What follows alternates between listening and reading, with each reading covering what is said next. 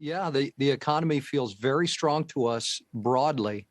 There's a couple of sectors that we serve that are a little weaker year over year, but they're for very specific reasons, like the automotive sector and the chip shortage. Absent that, it looks like the rest of the economy, the consuming economy, as well as the industrial economy, is on pretty strong footing right now. Let's talk about a few other areas. One would be grains. I mean, that's a huge issue, given what's happening in Ukraine, and that Russia and Ukraine provide something like 30% of the world's grains when it comes to these issues. What are you seeing with grain in the United States? Is it changing in terms of where it's being sent or just pricing? How does any of that impact what you're seeing? Yeah, Becky, there's clearly an anticipation in the coming season that it's going to be gangbusters for U.S. demand.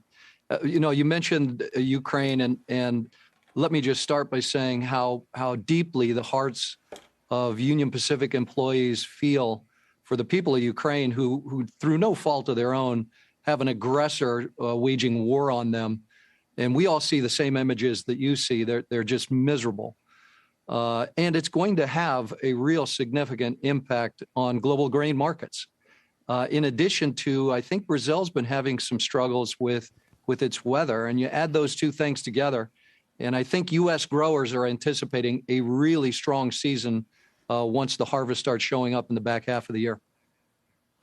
You have a surcharge that went on, I think, starting March 13th, so earlier this month. It could go up to $4,000 per container. Is that because of fuel cost? Is that because of a shortage of intermodal availability? Is that because of higher costs you're facing because of labor? What is it?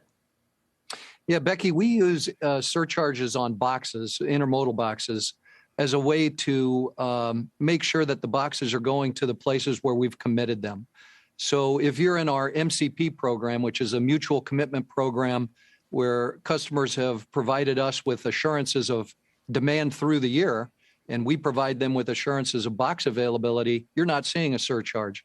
But if you're not in that program, you're seeing a pretty significant one, and it's to make sure that the boxes are available for those who have committed volume on a ratable basis through the year. It's an indication, part of demand for sure, and part that the supply chain's still not yet purely fixed, right? We still have driver shortages, we still have labor shortages in warehouses and in transloaders, and that's still causing extended street time for boxes.